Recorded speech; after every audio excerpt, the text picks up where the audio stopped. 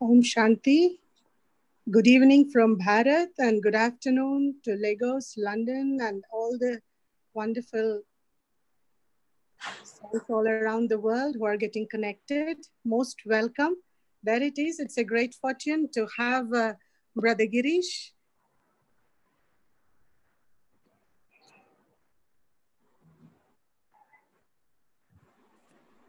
Here we have Brother Gireesh, who is an expert, a management trainer, counselor, an international speaker, and a dynamic person who has a great approach towards every problem in the world, I can say, with a spiritual touch. And so he's going to really share wonderful insights to reveal certain things, to have a clarity and a clear understanding about subconscious mind. So today's topic is consciously training subconscious mind. So there we welcome a round of hearty claps and flowers of gratitude and good wishes to you, brother, as we are online. Yeah. Om So Shanti. you can use the screen and you can do your presentation. Yeah. Thank you, brother. Om Shanti. Om Shanti.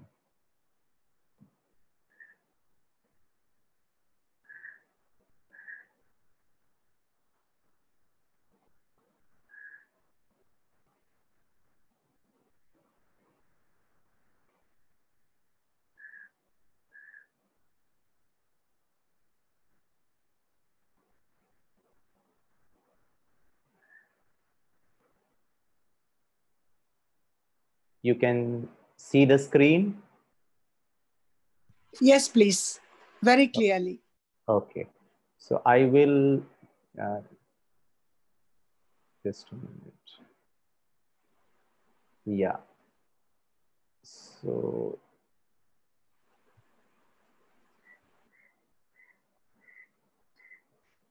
okay. Om Shanti and very warm good evening to one and all present in today's program. The topic for the discussion today is consciously checking and reprogramming the subconscious mind. And I would give you a lot of insights from a scientific perspective and how the Brahma Kumaris have been saying all these things since the last 84 years. And you would be very happy to see the how the knowledge what the Supreme Father gives us is what psychologists, people from the field of and scientists from the field of understanding the human brain, the mind, the subconscious mind, and what do they say, how to change or check the subconscious mind consciously. So today I'll be using a lot of terms which you might have heard it otherwise, and what exactly those terms are and how it is used in the world to understand and change the subconscious mind, and people use it to bring prosperity, growth, healing, health, and overcoming obstacles and challenges of life. So maybe in the last 5 to 10 minutes we can have a lot of question and answers, but till the time I want you to listen to it very carefully, because it's going to be little scientific in nature, little logical and rational, and then we will see how we can do it. What exactly is the mind, the conscious mind, the subconscious mind, and what tools we have to bring about uh, change in our subconscious mind. So to begin with, uh, there's a very beautiful quote by Albert Einstein. And he said, no problem can be solved from the same level of consciousness that created it. And if I need to little take you with respect to what the Brahma Kumaris have been saying since the last almost 8 decades, and this has been what of late, people have started understanding is that you cannot build a sustainable world on this civilization. The civilization itself is a problem. The current scenario itself is a problem. And if you want to build a new another world, then it is said that you need to step outside the present world consciously and build something better subconsciously. What I mean to say is, don't fight the system, don't change the system. Why? Because when you bring in a positive wire and a negative wire, and when you try to bring them close to each other, and when they come in contact, what happens is it's a huge explosion, smoke, fire. The two energies actually will cancel each other out. So, primarily, what Albert Einstein is trying to say, and very contemporary, scientists, behavioral scientists, they say is we need to step outside the system. And what exactly I mean by the system is the present level of consciousness, wherein on one hand we are boasting about science and technology and growth and big data, artificial intelligence, supercomputers, I mean, all those things. But on the other hand, see what has happened in the last almost around 2 months. It's, things have gone really, very bad, and it's getting little worse. So, what maybe Albert Einstein is trying to say is we need to step outside the system, the consciousness with which we are trying to see the whole world as far as the future is concerned, the growth is concerned. We have to step outside this system of consciousness and build another system, altogether a fresh one, a new one. And if I need to quote something from the Brahma Kumari's language, what we are trying to do is living in this world. We're not trying to say that this world is bad. Living in this world, but using a different consciousness to create a new world for myself, for ourselves, for others, for nature, for everyone on planet Earth, so that there is no problem in that particular world. There is absolute peace, there is absolute health, there is absolute harmony, there is absolute, purity and bliss in that particular world. And that is what Albert Einstein is trying to say. And I strongly believe that yes, we will be able to create new world with a new and a different consciousness, but living in the same world, what is called as heaven, or maybe God's new world. So let us try to understand how we can do it. Forget about the whole world. Let us try to bring about that world within myself. So let's try to understand the mind first. Now, the mind is the most amazing tool you and I possess. But when you understand and learn how powerful it can be, you can use it to achieve anything in your life. The mind is as infinite as the universe, it's as big and powerful as the universe. No matter how far into outer space you can send your imagination, you will still not reach the boundaries of the mind. I mean, it is unlimited in its resources. Our mind creates our experiences and our reality. And a very beautiful quote by Napoleon Hill, he says, nature has endowed man with absolute control over but one thing, and that is thought. The mind creates thoughts. The fact that everything which creates begins in the form of a thought. Anything that you see in and around you, everything has started with one single thought. And this can lead one very near to the principle by which fear may be mastered, by which problems can be altered, by which all the negative things on planet Earth, all I need to do is to create one beautiful, powerful thought, and it can do magic. I mean, let's try to see that. And to start with, I'll speak about two dimension or regions of the mind, and later on we'll go to the third aspect.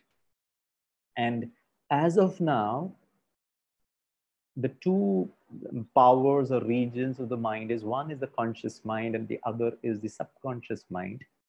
although it is written in bracket, it is the unconscious mind, but I don't call it as an unconscious mind. But why it is written unconscious mind, tell you later.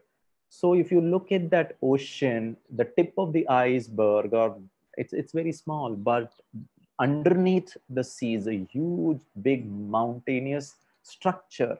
And that's precisely how our subconscious mind is. So the conscious mind is a little tiny piece of ice over and above the surface of the water, but underneath it's huge. And that's where we need to understand this. So similar to an iceberg, only a small portion of the mind is obvious to us, but a great majority is hidden below the surface. And if I need to tell you, the conscious mind is the analytical and logical part of your brain. It analyzes data. Now, this is what the conscious mind would do. It will analyze data based from your five senses of sight, touch, hearing, smell, and taste. The conscious mind is able to distinguish right from wrong, the good from bad, the up and down.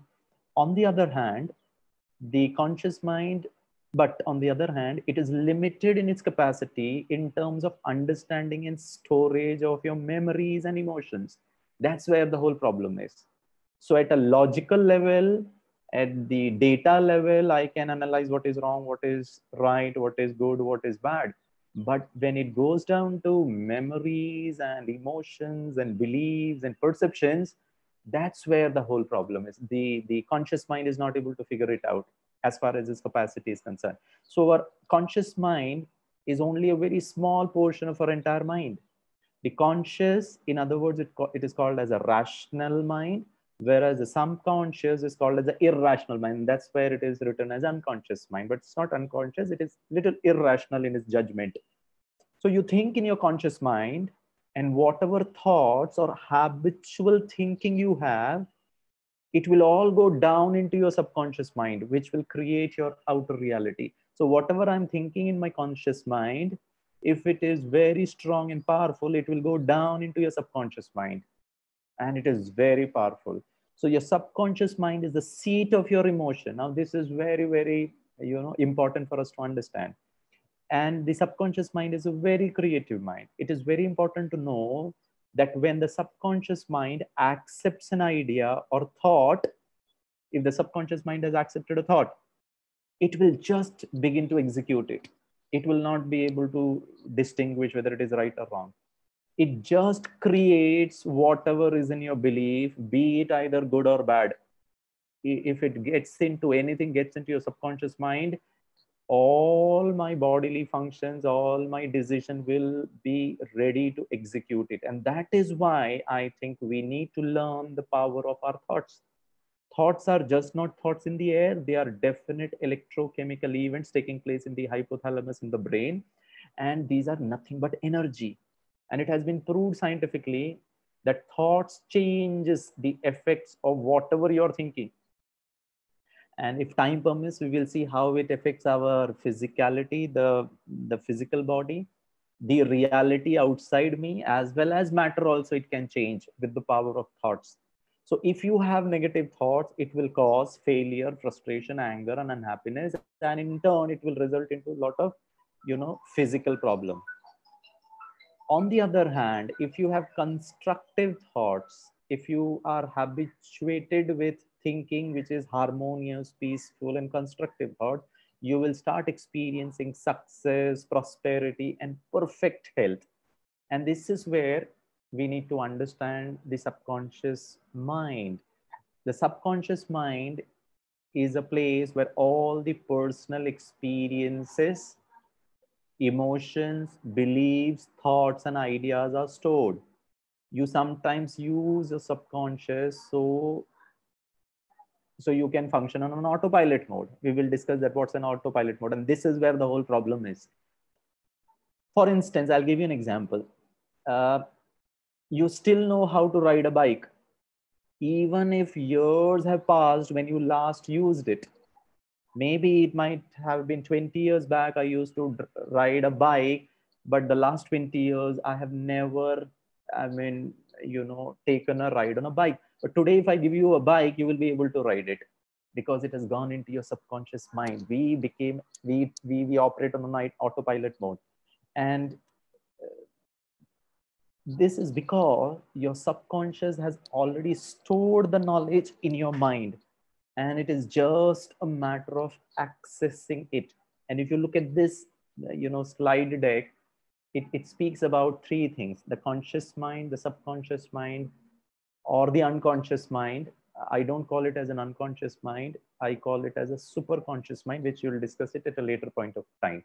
So when you are in a conscious level, you know what happens? You're very active. Your EEG, if I take an EEG, electroencephalogram of a human brain, and if the brain shows me beta wave, that's the connect between the mind and the body. The mind is something like a software, the human brain is like the hardware. So if I put electrodes on your head and try to see what kind of electrical inputs you are generating, and if it is at a beta level, I would come to know that your software is in a conscious state. Beta brain waves depicts that you are in a conscious level. So the conscious mind is like a bright focused light. It shines very brightly, but just on one limited spot. It is very good tool on concentration with focusing on intelligence and understanding. Vis-a-vis, your subconscious mind has a different awareness in all the directions. It has extraordinary sensitivity. Nothing escapes without being noticed. I'll give you an example. Say, for example, while you're paying attention to a task, it is quietly the subconscious mind. You are paying attention through your eyes, through your ears, and that's where the conscious mind is working and taking inputs from the sensory organs. But the subconscious mind is already absorbing so much information around you. It knows the difference between normally occurring events and unexpected ones. For example, suppose you're reading this the screen right now, and while you are reading, you will not listen to the noises already happening around you in the environment, because you are concentrating through the eyes, reading the slide deck. What's the small, because it is filled with a lot of things. But if a strange or an unusual noise occurs, your subconscious mind immediately will alert you and will start ringing your ears. That's the power of the subconscious mind. Is so sensitive, it can perceive things your conscious mind would otherwise consider impossible to notice. It has unlimited powers, the subconscious mind, unlimited powers of perception.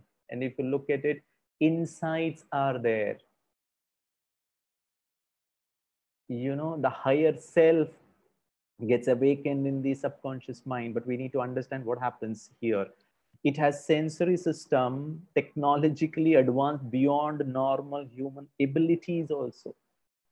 So if you look at the conscious mind, is a thinking mind. You can have it, call it as a mini processor. It is temperamental, it is rational, it can have negative self-thought. All this can happen. But the subconscious mind has life solution. It is deep in thought. You have the gut feeling. It is unlimited in creativity. It's always in the now.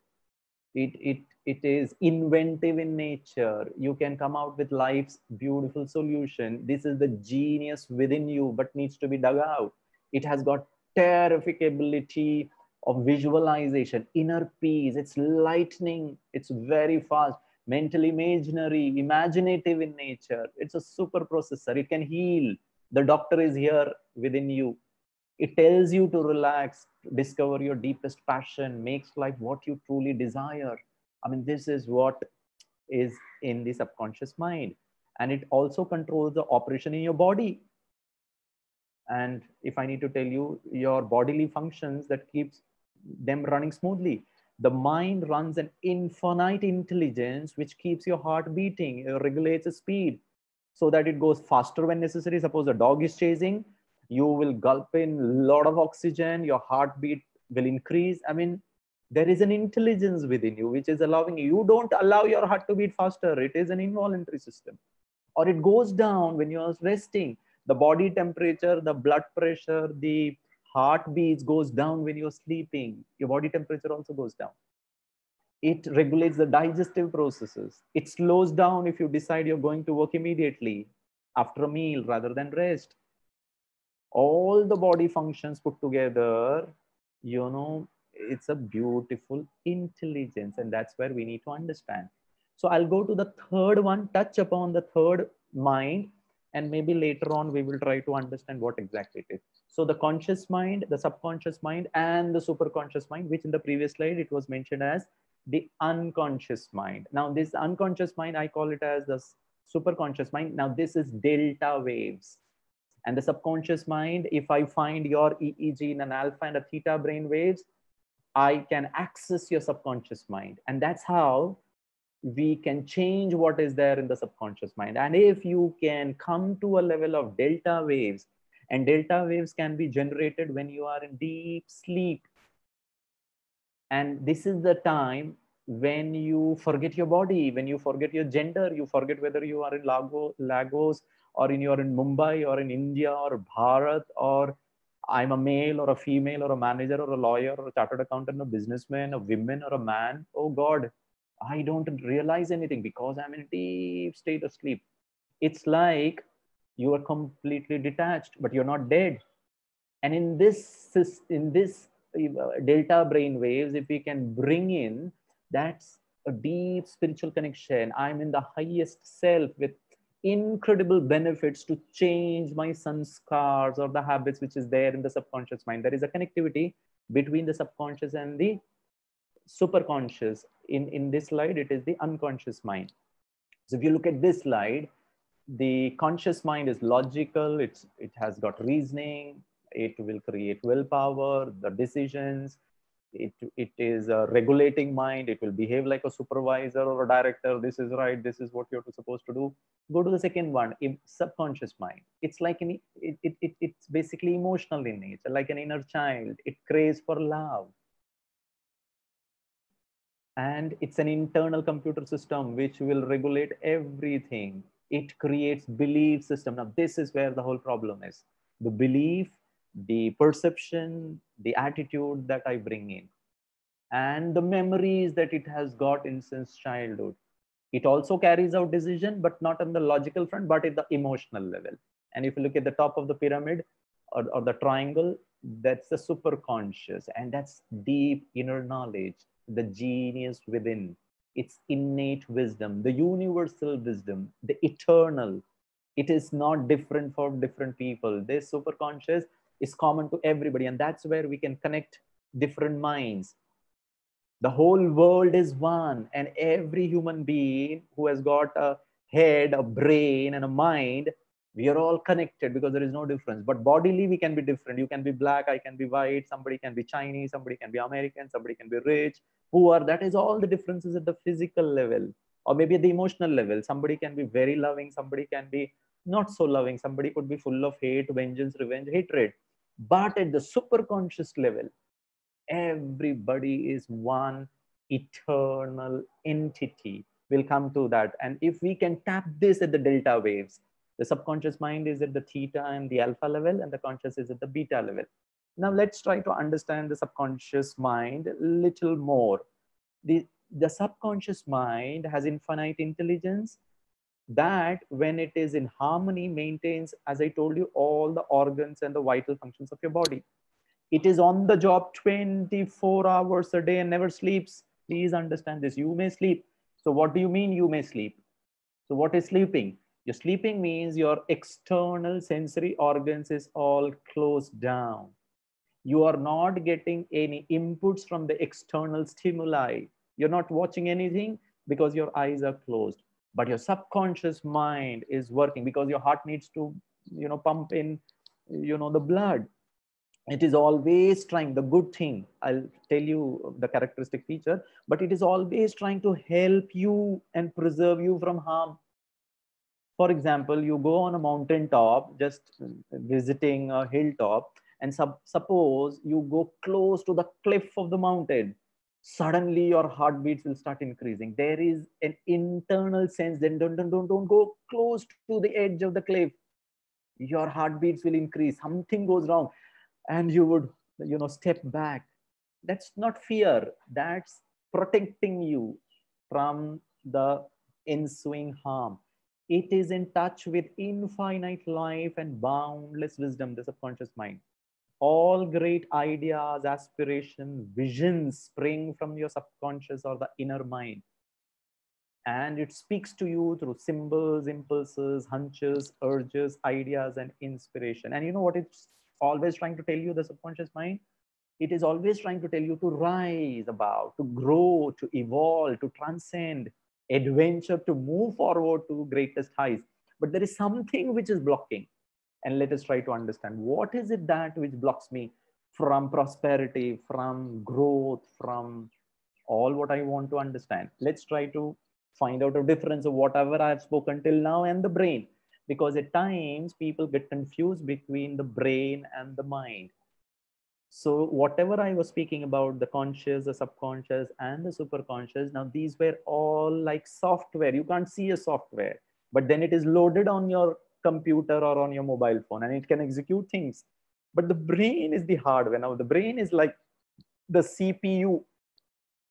The brain is not the mind. They are two distinct things. The mind uses the brain as a tool, and you have got two brains.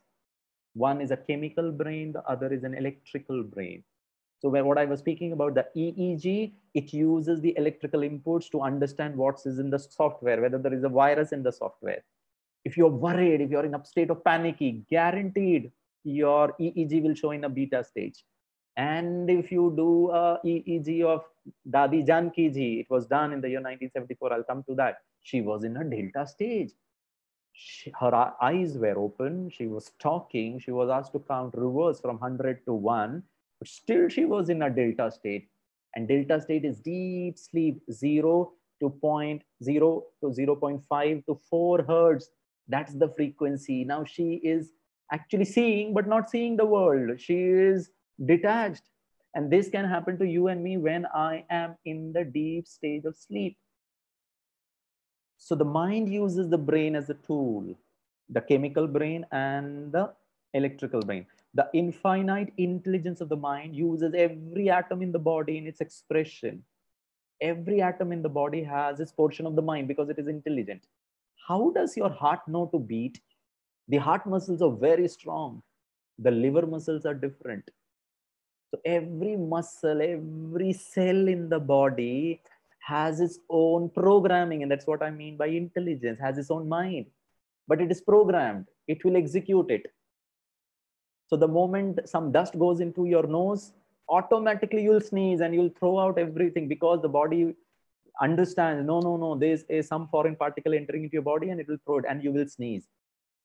And that's what I say, everything has its own intelligence. That is why it is important not to disrupt the super intelligence of the body. And you know what we do, unfortunately? We disrupt it with drugs, negative emotions, and thoughts, liquor, anger, frustration, ego, sadness, sorrow. Now, if I am executing all these things in my software, it will have a profound negative impact on the brain. And in turn, the brain goes and speaks to 50 to 60 trillion cells of the body through nerve connection, through hormones, that is the chemicals. Can I, trust in the natural process of healing? And if I need to tell you something very, I don't know how far it is true, but there is a school of thought which says more than 80% of the diseases can be cured through placebo effect. Placebo effect is like a sugar pill. You tell the patient that this is the most potent drug for this particular ailment, and the patient believes in it. It takes it into the mind, it goes into the subconscious mind, and the subconscious mind creates a belief and a perception. Wow, now I will be cured because I'm taking the most potent drug. And it has been experimented on animals and beta testing on humans, and it has shown tremendous positive result. And if I take that, actually I'm not taking that original drug, I'm just taking a sugar pill, and it has shown tremendous positive impact on the disease of the person. I don't know how true it is, but there are different schools of thought. But one school of thought of doctors believe the placebo effect can have as good as a result when the patient is administered with the real drug. So the intelligence of your body knows how to heal. But then, as I mentioned, negative thoughts, emotions, and everything else disrupts this healing power. So that is one of the powers of the super subconscious mind. And that is why I call this is spiritual healing, because the healer, the superconscious and the subconscious, taps into this infinite intelligence which is there in you and me. I need not do anything. So the conscious or the logical mind thinks in a literal fashion, responding to factual meaning of the word, but the subconscious mind responds to the emotional meaning of the word. This is where we need to understand. Please, now this is, I'm getting into what goes wrong. Whatever we plant in our subconscious mind and nourish it with repetition again and again and again of whatever has gone into my subconscious mind, and I nourish it with, I water that particular thought with the emotion of it. I believe in it. And you know, the result is one day it will become a reality. Let us try to understand what it means. So the subconscious mind has immense power in controlling your life experiences, from the type of food you eat to the actions you take each day and the level of income you earn, and even how you react to stressful situation. Every bit of it is guided by your subconscious belief and interpretation. That's what I mentioned it earlier, autopilot mode. Your subconscious mind is like an autopilot feature on an aeroplane. It has been pre-programmed to follow a specific route, and then you can't deviate from the route unless you change the direction programmed into it first. So the subconscious is a part of your mind that operates below your normal level of waking consciousness. So maybe today I decide, okay, tomorrow morning I'll get up at 4 in the morning, I'll do meditation, I will do exercises, I will stop drinking coffee because it has got caffeine in it. So this is all happening in the conscious mind. But then if it doesn't get into your subconscious mind, but what the subconscious mind is, the already programmed since the last 15 years is what? Until and unless I have a coffee in the morning, I don't feel fresh. It's so boring. It's so lethargic. So even if you have a determined thought right now, but it will not work because the subconscious belief says you are on an autopilot mode until unless you see the coffee, the flavor. Wow, energy rushes. So what's happening is, you know, this existing perception begins forming when you were an infant. With every experience, your subconscious mind soaks in information like a sponge. It rejected nothing since childhood. When you were young, you didn't had any pre-existing belief to contradict what it perceived. It simply accepted all of that information you received during your childhood days, and it considered it as true, because the subconscious mind doesn't have a, what you call, an ability to decide what is right, what is wrong. It just goes into the subconscious mind. And then I can probably see why this becomes a problem later in life. Every time someone called you since childhood, with due respect, someone called you as stupid, worthless, slow, lazy, worse, good for nothing. And as a child, my mom, my teachers, because I didn't complete my homework, I was not very sincere, I was slow. And the teacher said, you look at the other boy, he could complete it so in this time, but why are you so slow? And this again and again, worthless, slow, lazy words. The subconscious mind, through the conscious, it went into my subconscious mind, and the subconscious mind just stored the information away for reference. So you may have also received messages about your potential in life and the limitation you will face based on your physical ability, skin color, gender, economic status. Just because I was born in a poor family, very difficult to become rich. Now this got into my subconscious mind. Because I was little weak since childhood, physically, always having some or the other, infirmity in my physical body. And that also got into my system, into my subconscious, my gender, women. You cannot compete with males. You are number two in the society. You are a woman. You are a housewife. You're not supposed to do this. You're not supposed to. That all gets into it. And by the time you were 7 or 8 years, now this figure is very critical. Why? Because maximum brain development takes place through 7 to 8 years. Beyond that, brain development doesn't take place. And this is where maximum programming has already got into the system, the subconscious mind. So by the time I'm 7 to 8 years old, you're already had a solid foundation of a belief of who you are: slow, lazy, good for nothing, worse, female, weak physically, financially poor, not so intelligent, scores are not good, based on all the programming from people in your life, family members, teachers, friends, television shows, environmental influences, books, religious texts. Now, all this has gone into my system. I'll give you a very simple example. You know, when a child is born, 2-year-old child, if you take the child, 2-year-old baby, huh? If you take a 2-year-old baby and take the baby under guidance, under protection, where the parents are also there and the trainer is also there, and you take the baby into a swimming pool and allow the baby into the water. But natural, the baby will go into the water. But the baby into the water can hold its breath, can open the eyes. You know why? Now, this is called as bradycardic response. The baby was born with this response because the baby was in a similar fashion in the womb, surrounded by the fluid. And if the trainer and the parent can teach, can train the 2-year-old baby to turn and be on the back and float, the baby will never ever die because of drowning in the water. It's a 2-year-old baby. Suppose now this is the capacity of who you are and who I was at the age of 2 years. But then when I grow up, the programming from people around me, suppose we went for a picnic or an outing on a beach, and the moment I go close into the water, my mama told me, no, no, no, you will drown. Please come back.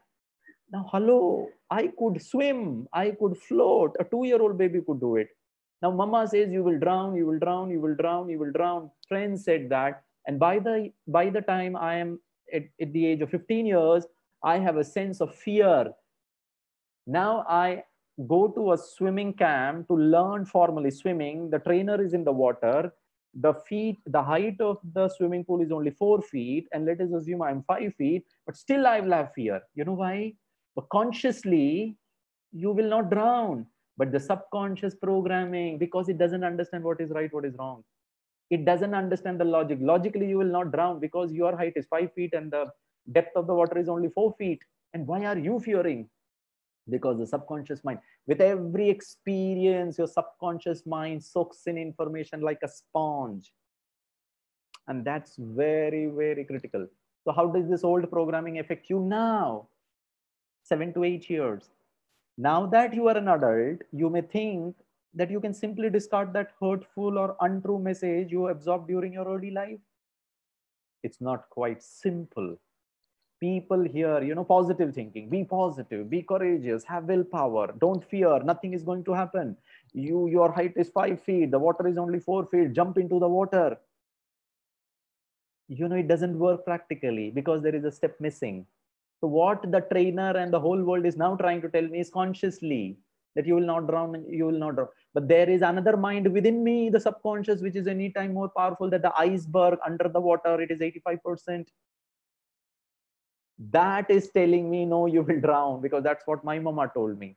So when it comes to processing the information, please understand, when it comes down to processing information, the subconscious mind is over 1,000,000 times more powerful than the conscious mind. Neuroscientists have revealed that the conscious mind only operates at best about 5% of the day. 95% of or more of the time, for most people, we run our lives from the automatic processor on our autopilot mode called as a subconscious mind. We are not living a true real life. We are living an old life which has got into me during the 7. So let us try to understand it. Uh, you know The only time you become aware of it, the subconscious mind or the fear factor, is when it limits your progress in creating a balanced, successful, and productive life. I tried so hard, I worked so hard, I was sincere, I was disciplined as far as when my studies were concerned. But when I wrote the exam and the results are not good, I mean, there is something wrong. I was sincere, I was honest, I worked hard.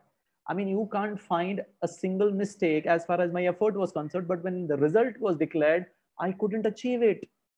Now when you become aware, you realize that there is something else also which is playing in the mind, which is not allowing you to perform your best when it matters the most. So, have you ever tried to achieve a goal and kept sabotaging yourself at every turn? I mean, this is not good. So it is important to know, please understand, this is what God says, this is what the Brahma Kumari says, that you are not defective or doomed to fail no matter what you do. You are you are programmed to win. That's how you are originally, the superconscious mind. But there is something during that 7 to 8 years or over a period of the last birth, there's something which has got into the subconscious mind. That's what we need to change. So more likely you have got some old programmed messages that conflict with the new condition you want to create. So new condition is, I want to win, I want to have harmony in relationship, I want to grow good, I want to be successful, I want to be rich. But this is all at the conscious level, but there is something which is running in the subconscious mind. So this is an excellent news. You know why? Now this is the good news. So you can achieve just about anything and anything if you first take the time to reprogram your subconscious mind. It's as simple as that. All you need to do is to just clean your subconscious mind of all what was programmed wrongly. You will be able to achieve success, will come automatically. You need not do anything. Let's try to understand. I mean, this is very, very critical. You know what the problem is? The programming is still going on. The wiring is still going on. I'm creating new experiences, and if the experiences matches with my past experience, it's reinforcing my all wrong programming that has been done till 7 to 8 years. So let's try to understand this. Okay, so before we go into how to reprogram your conscious mind, let's try to see what are the programs still continuing. So with every experience you have, you draw certain conclusions, certain interpretation, and you store the message into the subconscious mind that will guide your future actions. For example, what kind of message do you think would be stored if you were rejected by someone you cared for? Suppose I cared for my mom, my dad, my children, my life partner, or anybody for that matter who is important for me. And in any of the interaction, they rejected me by certain statements. They did not mean it, but they just said it. But I felt it. And if I'm feeling it, the subconscious mind understands emotion. The logical mind, the conscious mind only understands the logic. So if emotionally I'm hurt, so the subconscious mind, the clever detective underlining, it is always running behind the scene, would immediately go hunting through all your old memories and find other examples of rejection since childhood. Like when you were a child, your best friend dumped you to hang out with the more popular kids. You were discarded from the group. And then I would draw a conclusion that that is, I am somehow unworthy or unlovable or deserve to be rejected. Now this is my subconscious mind. And if tomorrow I get into a new relationship, trying to build a friendship relationship in a new office wherein I've been, started a new job, there also I will, interact with the person with the subconscious mind saying, oh, will this person reject me? Should I love this person? Should I care for this person only to be rejected because I am unworthy of love? And here's the interesting thing. If you have an experience that conflict with an already existing belief, suppose I meet you and you are really very pleasant, very caring, very respectful, very good. I mean, always, going out of the way to help Gireesh. So now this is my new experience. Yeah. But my already established belief is what? I'm unworthy of love. I don't deserve. I have always been rejected. Your subconscious mind will either reject it the present experience of you loving me, caring me, and you are true. Either it will reject it or it will reframe it so it goes along with your existing view of reality. Maybe this person is good right now, but over a period of time, this person will also reject me. Why? Because my subconscious programming. I'll give you an example. Let's say you have an underlying belief since childhood, over a period of time, television, school, college, relationship, whatever. So I have an underlying belief that I'm not smart, or you are not attractive, you're not smart, you're not intelligent that way. And let us assume a smart person expresses an interest in getting to know you better. Suppose in my office, or maybe a client.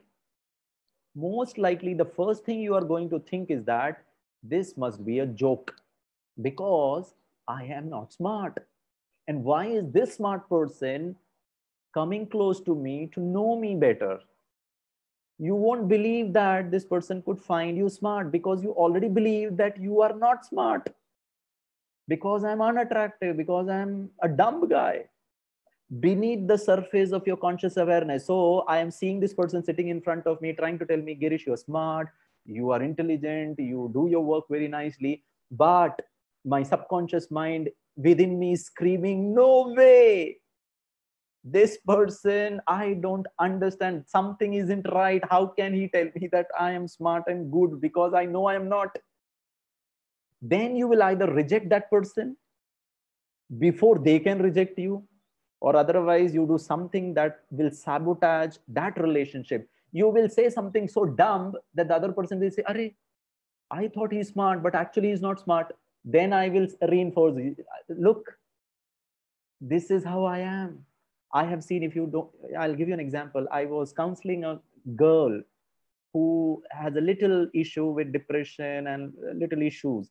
And she was a topper in an engineering college here in Navi Mumbai. You can't beat it. The teacher said, You are the best. She got selected in a campus selection in a startup company wherein all the other friends of hers could not get that same pay package. But she had only one problem. Internal in the subconscious mind, I'm not good. I don't deserve all these things. I did not do the hard work.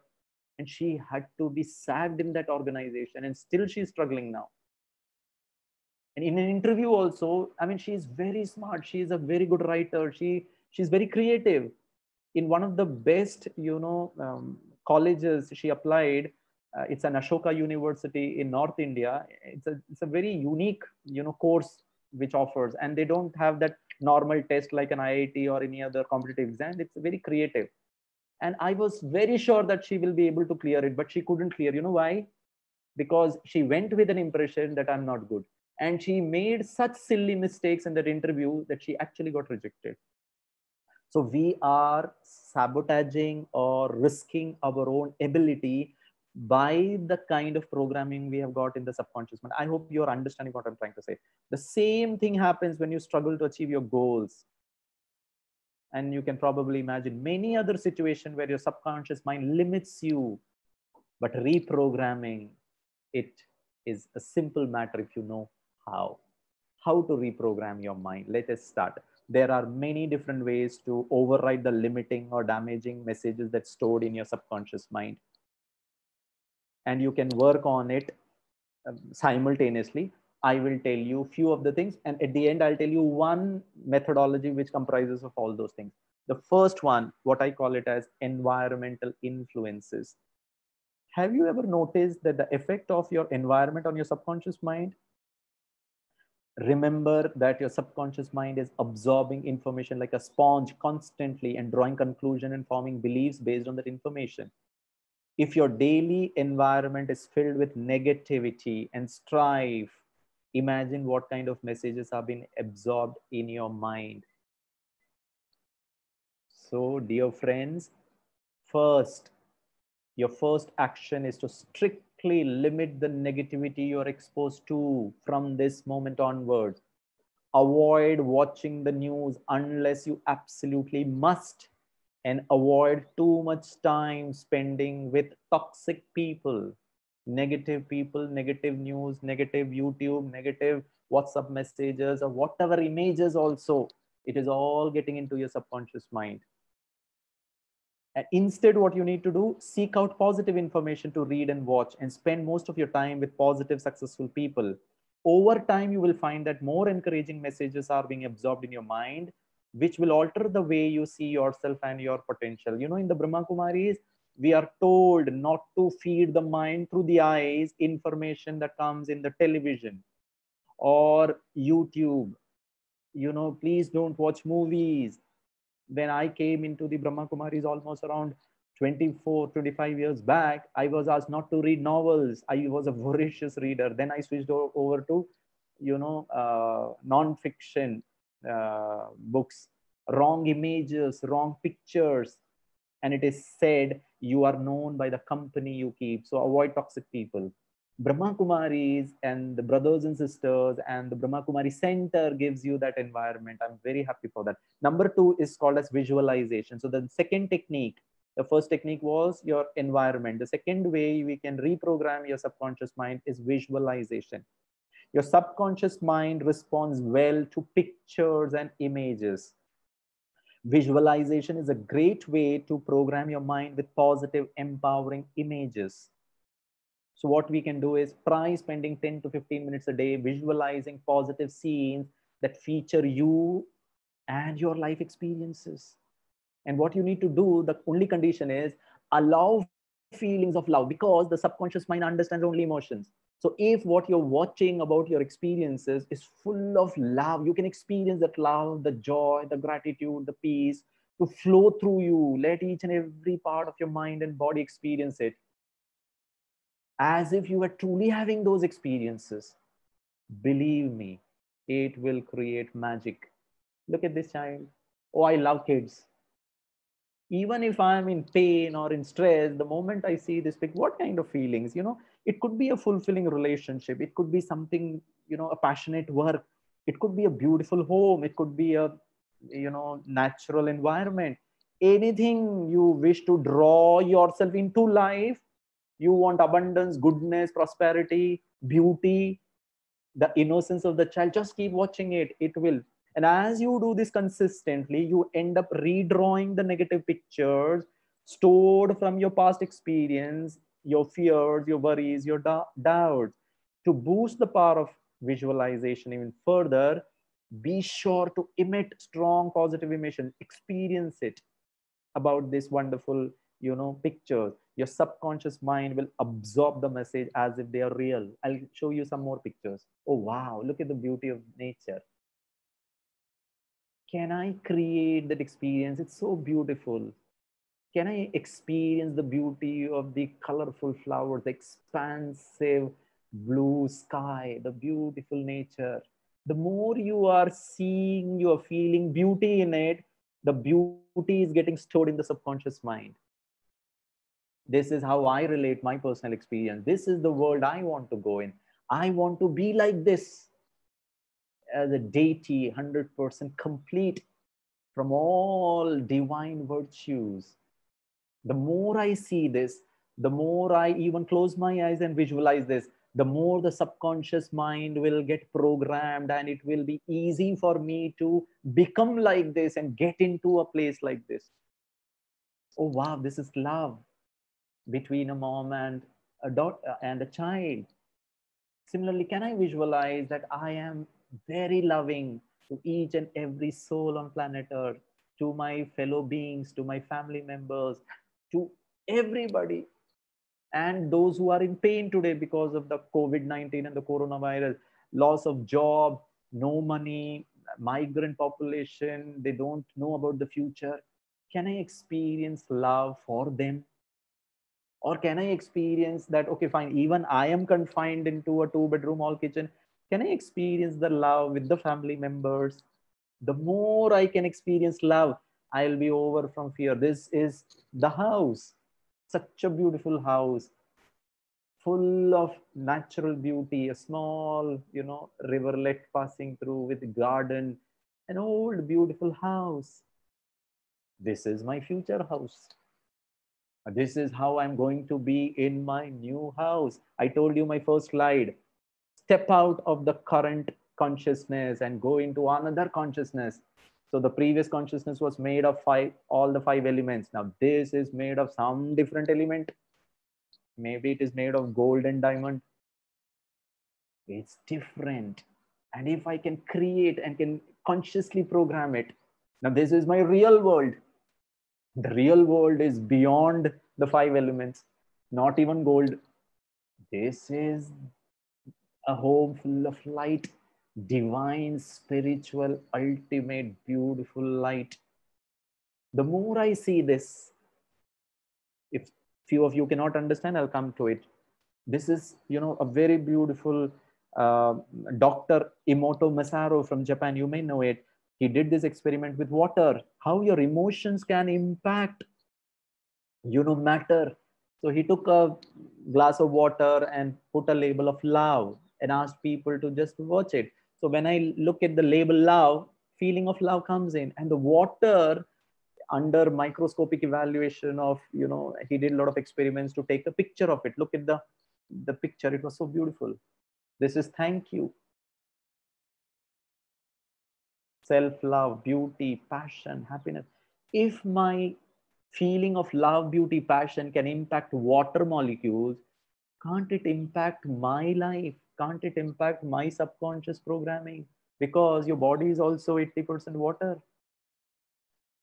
You make me sick, I will kill you. Look at the image. It is so distorted. So friends, the second one was visualization. Third one is called as affirmations. Affirmations are another effective way to install positive messages. Difficult roads leads to beautiful destination. Wow, look at it. But don't use this one. I'll tell you why. There are certain conditions for it. It will work best if you follow three basic principles. And if you follow these basic principles, you are actually in a state of meditation. The first one, whatever affirmations you're generating for yourself, it has to be three things. Number one, word them positively in present tense and personalize it. Say, for example, say, I am confident and successful. Rather, saying, I will be confident and successful. Will be, your mind, your subconscious mind doesn't understand. Your subconscious mind only understands right now what is happening. Because focusing on a future condition doesn't compute with your subconscious mind. It doesn't work that way. It only knows this moment. Also use positive statements. Please don't say, I am not going to fail or I am not a failure. You know why? Because I am not a failure, your subconscious mind will understand it. I am a failure, because the subconscious mind cannot process negative words. No, not, can't, won't, never. It will not understand. And the third one, I, personalize it. It is called as a 3P principle: present tense, positive, and personalize it. So if my affirmations, the first condition, if these three things are there, you are on the right track. Number two, very important. You just cannot keep saying or writing it until and unless it is coupled up with the corresponding feelings. Saying, I am wealthy, but I'm feeling poor.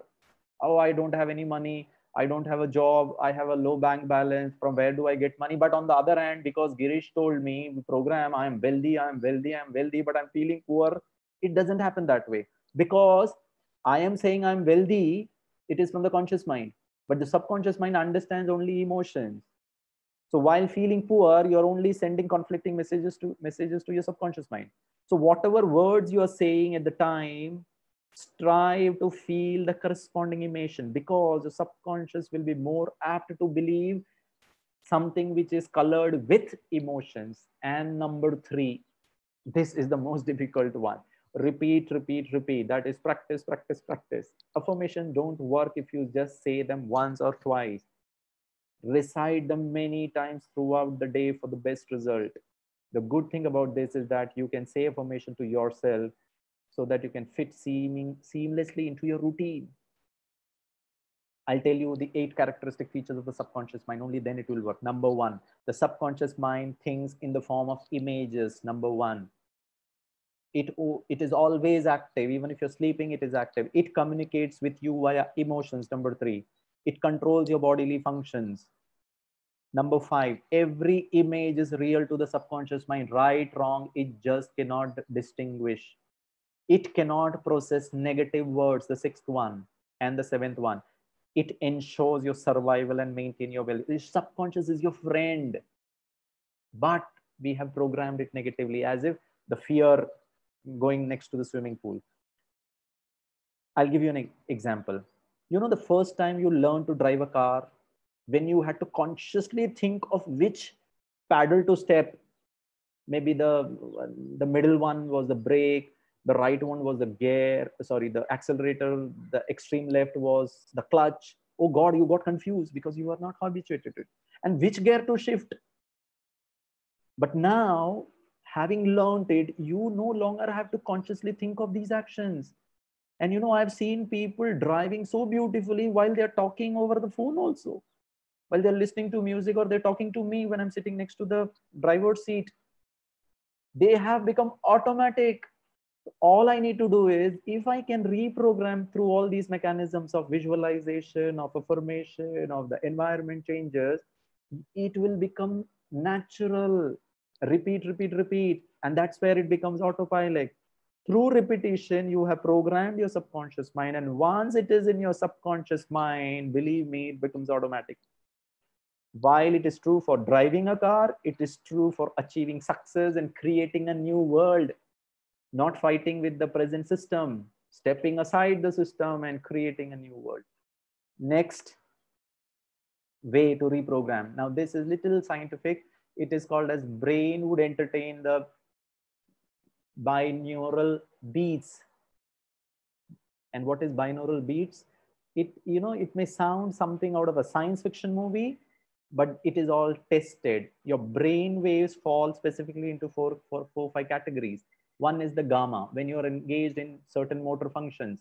Beta is when you're fully conscious and actively concentrating. Suppose I'm writing an examination, I'm talking to you right now, I'm in beta state. But when you're very relaxed, it's in alpha state. You know, alpha state is uh, after you get up, from sleep, or before you're going to sleep, it's the alpha state. Theta is when you're drowsy or closing your eyes, you can't sense anything which is outside. And delta is a deep stage of sleep. So now if I need to tell you how this can help you, if there are certain music available, if you put it on an ear plug, and if you're listening to alpha and theta waves music, your brain pattern and the brain waves will also match the frequency. So if I'm listening to a theta meditation music or a theta binaural music, my brain waves goes into that state. But I need to be in a state of relaxation. Raj Yoga meditation doesn't work at the alpha or the theta level. It works at the delta level. That's the deep state. I told you, the super conscious mind. So what it does, it this binaural beats results when two tones are played at differing frequencies, triggering your brainwave to follow a different pattern. Suppose if you wanted to shift from stress to relaxed, you would have to listen to an audio that triggers the alpha state. So the moment you're listening to the alpha state and your mind is in a state of stress, it will come to a state of relaxation. Okay. So there is, I'll not get into it. There are a lot of things available on the internet. The next tool could be hypnosis. Hypnosis can be effective in much the same way as the binaural beats. Only thing is that you are not altering your brain frequencies by listening to a music. Instead, the hypnotist gradually talks to you and take you into a more relaxed and receptive state and delivers empowering positive messages to your subconscious mind. You can do self-hypnosis also. Generally, hypnotic regression is done for patients who have got phobias and past, issues. That can also be done. Suppose I have fear of, swimming. So maybe nothing has happened to me in this birth, could be a pre-programming in the last birth also. The last one and the most powerful. You know why I call it as the most powerful? I take another 5 minutes, because whatever I've discussed till now, self hypnosis, visualization, um, reaffirmation, environment, all this comes under one banner. And the beauty is that it will purify you, it beautifies you, it controls your mind, controls your subconscious mind, improves the behavior. Why now I will not have any fear? Because I'm programming my subconscious mind through the superconscious. It enhances my personality. It will calm me down. It will heal me. And if I need to tell you the three minds, I've only spoken two till now. We will go to the third one. The conscious we have discussed, the subconscious we have discussed, the super conscious is the greater awareness. There are different terms given to super consciousness based on diverse belief, philosophies, religion, spiritual teaching. People call it as infinite intelligence, collective consciousness, soul, universal mind, one mind, part of God mind. But in Brahma Kumaris, it is called as the soul. There is a connection between the subconscious mind and the super conscious mind. And Raj Yoga meditation helps to change the subconscious mind of the wrong programming through the superconscious mind. So your goals or desires are produced by your conscious mind. You can successfully achieve these goals by tapping into your superconscious mind. Since the superconscious mind has all the information you need in there, you can connect to your superconscious through the subconscious mind. The subconscious is able to relay and accept wisdom from the superconscious. Initially, I told you from the conscious to the subconscious. Here it is the other way around. I am tapping into the greater awareness, and I can, the access to the superconscious mind through the subconscious mind. And one of the easiest ways is meditation. In the first go itself, the first step itself, I need to come into this realization that I am a soul. It's a transient point of light, different from the body. Now, body consciousness, the what you call the conscious mind, that's where the whole problem is. This is my true identity. And if I can program into my subconscious mind, because fear, insecurity comes from the body for survival, because I am having threat. The soul can never die. And the soul, if I can be in the consciousness of the soul and it goes into my subconscious mind,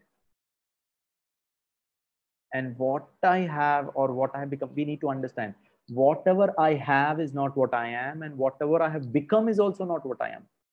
So I have a lot of money, but you are not the money. You may have a lot of comfort but no happiness, because the subconscious mind is full of fear that income tax will take away all the money, or maybe the government will take away all the money, or maybe somebody would come and threaten me and take away all the money. But I have money but also fear. So now happiness is not there. But the soul, if I can be in this consciousness, I'm a doctor, I'm a lawyer, that also creates competition, threat. I'm a businessman. Universal soul, soul, is source of universal light. In light, everything becomes clear. There is no doubt.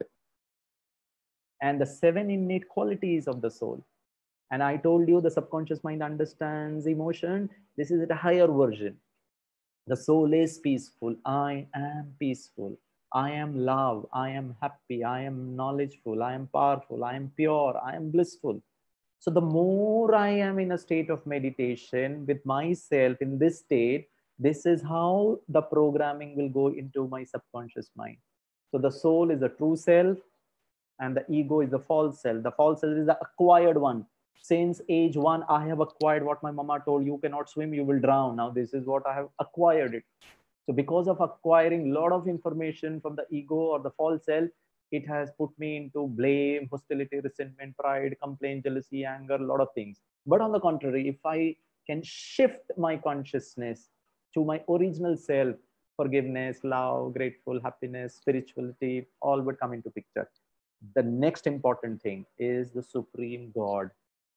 If I can connect my superconscious mind, which is full of love, peace, happiness, to the source, and that the source, I call it as God. So when I'm speaking about God, it is not a religious God or a geographical God or a philosophical God or a man-made God. What I'm speaking about God is like the sun. Without the sun's energy, the light energy of the sun, survival is not possible. You and I will die and perish. Sun is essential for survival. That's how life started as per science. Similarly, for the soul, the superconscious, to to sprout, to flourish, it needs the light of God. And this sun, so the Supreme God Sun, is a source of love, peace, happiness. And when I connect myself, the Supreme God, so this world you're seeing, now this is at the conscious level. You know, I told you in the first slide, Albert Einstein, I need to bring about a change in consciousness. And then you have a subtle world and the soul world, the supreme world, where God, the sun is not on earth, it is miles away, light years away. And from there, the light comes and life is possible. Similarly, love, peace, happiness within me at the superconscious level, and if it can be programmed into the subconscious, is only possible when I receive the light of this supreme sun, the sun of love, the sun of peace. So I'm not speaking about a Hindu god or a Christian god. Sorry, I'm speaking about a real, what you call the true God. And to connect with the supreme, the source, is called as meditation or connection. So when I do meditation, in Raj Yoga meditation, I create the affirmation, I am a peaceful soul with the right feelings. And I visualize myself a tiny transient point of light in the center of the forehead. It is self hypnosis. And I visualize the Supreme God above me and getting the rays. And when with that power, I can change my consciousness. This is very interesting. Dadi Janki ji, she was considered to be a Delta woman. She was the head of the Brahma Kumari. She went on to live for 104 years. Very powerful lady at the mental level at 104. And why I've told about her is, how would you know this programming is working or not after visualization and all meditation? If you have practiced it in the right way, you will begin to feel stronger, more confident and happier. You will find yourself more willing to take risk and face challenges. You know, Dadi Janki ji, in the year 1974, with no money in hand, she did not know how to speak English. With no contact, she came to London from India because the Godfather asked her to create a similar kind of place which is there in Mount Abu. She said, okay, all you need to go is there, make another, Mount Abu. He said, fine. But look at her risk taking ability, because her superconscious mind and the way she was programmed in the subconscious mind, yes, I can do it. Nothing great about it. I don't have money right now, but that was at the physical level. But at the internal level, the power of mind said, yes, I can make it. And she was instrumental in spreading the message of the Brahma Kumaris about the God to the rest of the whole world. And she went on to become one of the keepers of religion. She addressed the United Nations. She was revered so much. Your dreams and goals won't seem overwhelming anymore. Nothing is difficult. Oh God, it is more exciting. I can do it. It is wonderful. The goals and dreams will not trouble you, will not stress you. How do I do it? Whether I'll be capable of? No, it will be easy. You will feel a deeper sense of inner peace, as if inner conflicts are dissolving. Your mind is not chattering, and a still mind is a peaceful mind. Now, these are the result. If you are actually, your subconscious mind is being programmed, you will attract more opportunities to expand and grow in every area of life. You will grow in abundance. You will know when changes are taking place in your subconscious mind, because you will notice a shift in both your inner and outer being. You will feel a difference within you. So the last thing what you need to do before we sit for 2 minutes of meditation, your effort of visualization, Raj Yoga meditation, hypnosis, whatever you do, it should be persistent, consistent, reinforcement. If you are persistent, you will get it. But if you're consistent, you will keep it. So I request you to please visit the Brahma Kumari Center, the environment, the external environment, the Raj Yoga meditation. It comprises of all the techniques I have told you. It will help you to change yourself at the subconscious level. Friends, I want you to sit for a minute, close your eyes, and I'll give you a few thoughts and just feel it. Think good about yourself, and good follows. Please watch what you say. You have to account for every idle word you say. If you say, I will fail, lose my job, I can't pay my rent, your subconscious mind will bring all of these things to you, and it will manifest it as accepting it as your desires and will create it for you. The statements of others have no power to harm you or hurt you. The only power is you giving their words the power and force which leads you to believing they can harm you. You can choose to reject the thoughts of others and affirm the good. You have the power to choose how you react. You have the power to choose health, joy, and happiness. Remember that whatever your conscious mind assumes and believes is true, your subconscious mind will accept it and will manifest it. Only you are the captain of your own soul. You are the master of your fate. You are the master of your destiny. Choose life, choose love, choose health, choose abundance, choose happiness. All these are gifts given to you if you desire them. You just need to change your beliefs and conditions for the most positive outcomes. I am a peaceful soul. I come in contact with this world through this body. God, the Supreme, is my Father. His hand of protection is always there on me. And I'm going to create a beautiful shift and change in the way I think about myself and the way I think about others and the world at large. I'll change myself from negative thinking to positive thinking. I will change the world into a new, beautiful world where everybody would be peaceful, happy, serene, full of love. Yes, I can do it with my power of superconscious mind, that is the soul, and through the power of God. With God's power, I can bring abundance into my life and others' life. The world is changing. Let me take this opportunity to give this gift of peace, happiness, confidence to everyone who is in pain, who is in fear because of the virus. I feel relaxed and easy and happy. Om Shanti, and thank you. If you have any questions, you can pose those questions to me. Om Shanti, Gireesh bhai. Om Shanti, sister. That was a splendid presentation. Thank you so much. Minal, when keep Gireesh bhai in the spotlight.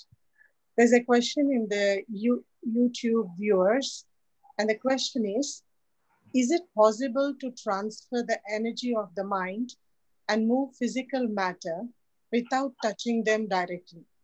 There's a question from Brother Ritik from London. See, you can distantly touch through your positive vibrations and give those energy to the other person, but to physically move distantly any object, I don't know. That has never been the objective. But yes, you can bring about a change at the emotional level, at the energy level of an individual, because you are trying to work at the energy level and trying to find the result at the physical level, in the changes in the movement of a particular thing. Maybe in tantric sciences, I don't know whether you can understand what tantra vidya is. That is the power of mantras. There has been instances where people have done it, but the objective of Raj Yoga meditation is not this. The objective is to change my consciousness, and in the process, if I can help somebody distantly also, I can give those vibrations of peace and happiness so that the other person can experience peace even in difficult times. Thank you, brother. There's another question. Yeah. So, as you said, positive mind. So, can we heal if we are suffering from any disease? Definitely. See, I'll tell you, if I have a particular disease, if I can reaffirm as far as my affirmations are concerned at the emotional level that I'm healthy, I am positive, and you can visualize that while you're going out. Suppose you have diabetes. I'll tell you, in Brahma Kumaris, we have helped people overcome heart ailments.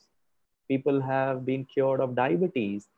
And otherwise also, in the world also, a lot of people have healed themselves.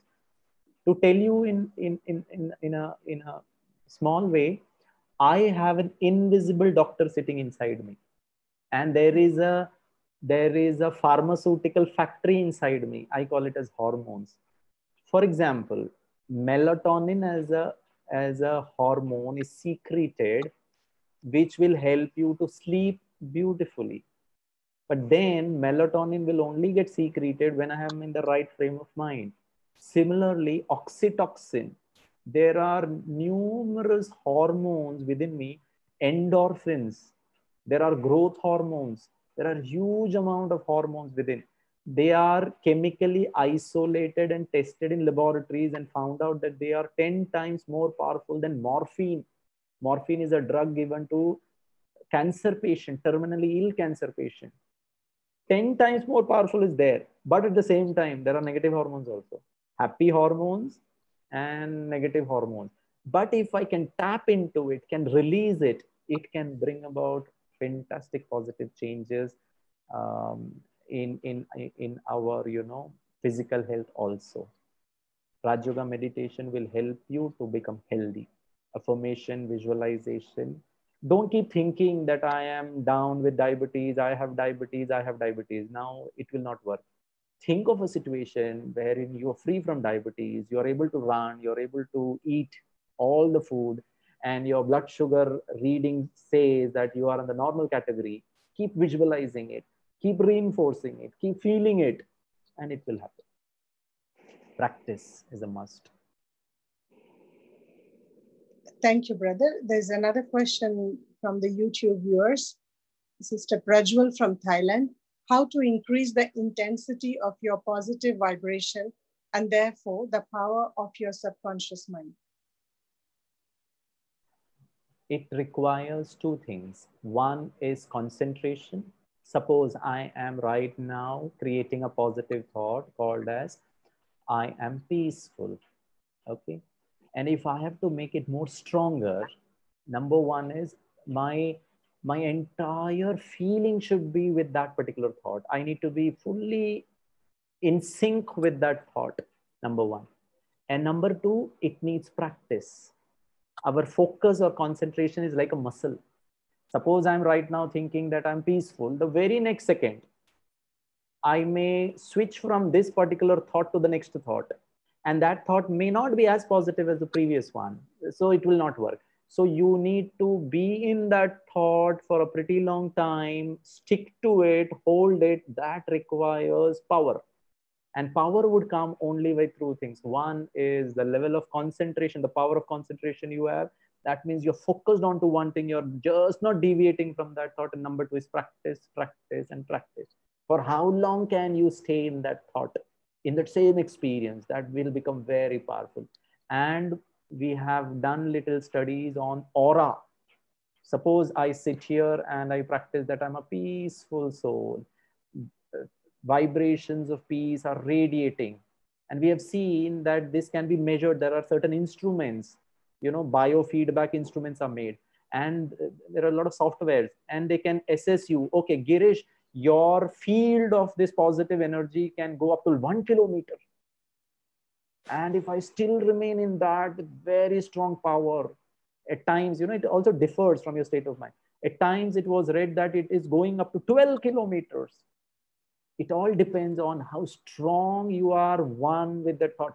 No iota of any other thought and emotion during when you are creating that positive thought. So practice and concentration power will help you to become powerful. Next question, Didi. There are two questions which are almost similar.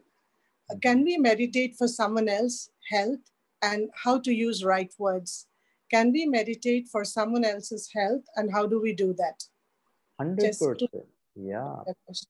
You can heal. There is something called as telepathic healing, which in contemporary medical science, it is called as energy medicine. The medicine is not a tablet, the medicine is not a drug, the medicine is not some chemical composition, the medical is not some herb. The medicine is your energy. Suppose I'll give you an example. Suppose someone close to you is having a heart problem. Okay, and let us assume the heartbeats is not normal, or maybe have a history of weak heart or a mild heart attack. What you can do is you can send the vibration. Now the heart, the circulatory system, is closely connected with an emotion called as love. Those people who can experience and live their life with unconditional true love, the chances of these individual getting heart problem goes down. Just a second, my traffic control, sorry.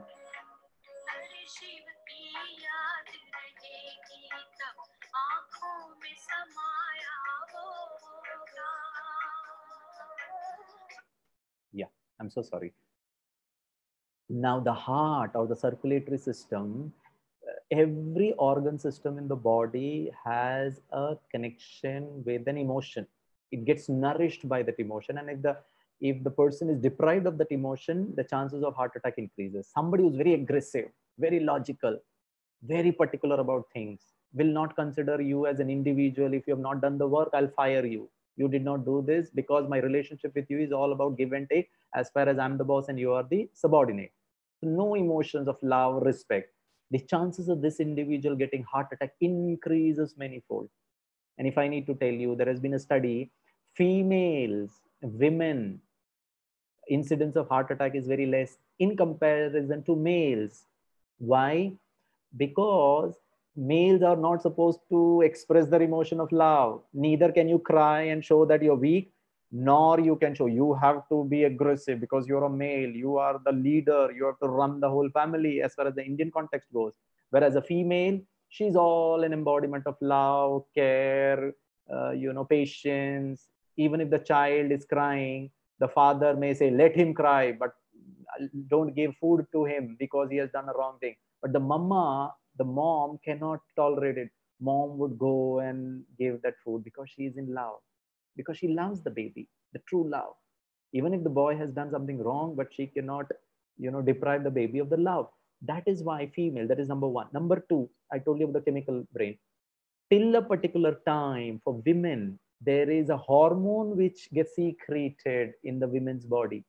So when the women hits the age of say 47, 50, when the cycle stops, the production of the chemicals also stop. Then post that phase, a woman is, at par with males to get heart attack. So now what you need to do is, suppose you know that somebody in your family is having a problem with heart problem. So that person needs energy healing with respect to the energy of love. So you come into this consciousness that I am a soul full of love. That's my true original nature. And I take that power of love from the ocean of love and transmit it to this loved one. And when you visualize this other person, You see the soul in the body of the other person, and your vibrations of love is touching or getting full of love as far as the other person is concerned. And this power of love is going into the heart, and it is making the heart okay. The heart is healing, the heart is becoming stronger. So for every organ system, say for example the nervous system, the power of knowledge; the endocrine system, the power of bliss; your respiratory system, peace; circulatory system, love; digestive system, happiness; excretory system, purity; musculoskeletal system, power. The seven innate qualities I told you, this governs the eight organ system in harmony. So if I can nourish myself and transmit this vibration, when I visualize the other person, look at the other person, look at that organ, look at this particular, feel that emotion and send that, and see that the other person is also experiencing it. You visualize, and the heart is getting okay. Maybe say stomach problem, gas, acidity, liver disorder, stomach issues, the person is getting healed. The report is showing normal. The report of say the liver function is okay. Visualize that, and the person is able to eat properly, function properly. Heart patients are not supposed to swim, they are not supposed to climb stairs, but he's able to jog, he's able to swim. Suppose he's your dad and he's able to do it. Keep visualizing it, and it will happen. Thank you. The Next same question. sister is asking, does it work even for blood cancers? See, any disease, you can give the energy healing to the other person. uh, I don't know. I'll give you an example. My mother was detected with parotid gland cancer. It is, it's a salivary gland which produces saliva. So she had a lump here. And when we came to know, we brought her to Mumbai and we admitted her in the Tata Memorial Cancer Research Hospital in Mumbai. And she was under treatment. And the doctor said, "You are too late, Gireesh, because the cancer has spread to the whole body. So we will put her under one cycle of chemotherapy and let's see what happens. She will not be able to tolerate also," she said. And this is very rare form of cancer, parotid gland cancer. So we said, fine. So I spoke to the doctor and he gave me a lot of confidence. I said, thank you, sir. You do your best. Then I spoke to God, whom we call it as Shiv Baba. Baba means father and Shiv is the name. So I spoke to the supreme God, because every organ system gets nourished by that energy of love, peace, and happiness. So he said, Girish, God told me that be happy, love your mom. Don't consider as if she is a cancer patient. Whether she's going to live for 1 day or 10 days or 1 year, who knows? I don't have cancer, but I don't know whether I'm going to live tomorrow. Maybe my mom is a cancer patient, but she will live for 6 months, but I can die tomorrow itself with a heart attack. I don't know, with an accident. Anything can happen. So the question of how much to live is not important. Whatever time she lives, what is the quality of life, that is important. And how can you enhance the quality of life? Quality of life is enhanced when you're happy, when you're peaceful, no doubt, no fear, no tension, no stress. And this is what we did with our mother.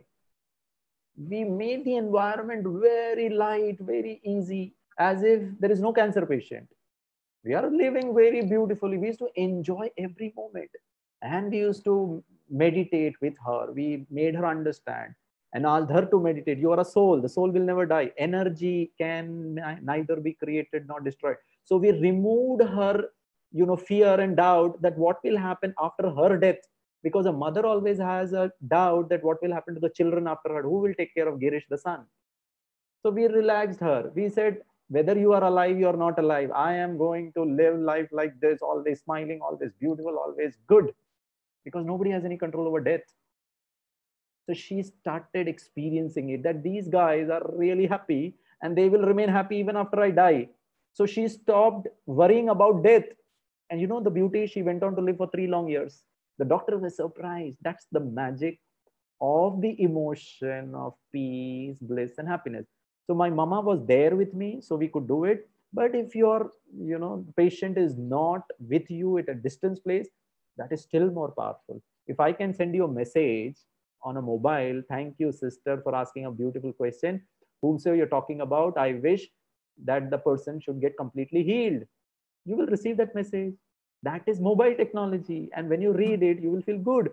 If mobile technology, one from Mumbai, and I don't know where you are, the sister is, maybe in some other country, if the mobile technology can send messages, there is no carrier, there is no inland letter, there is no something traveling physically.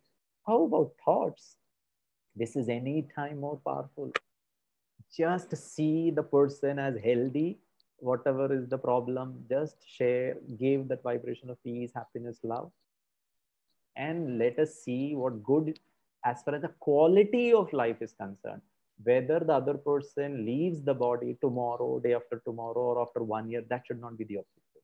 The objective should be how, what is the quality of life, not the quantity of life. Next question, Gautami. Brother, there are five questions, and I just would ask this one. A group of youth is watching this video, and they have this question that, are you a physics lecturer?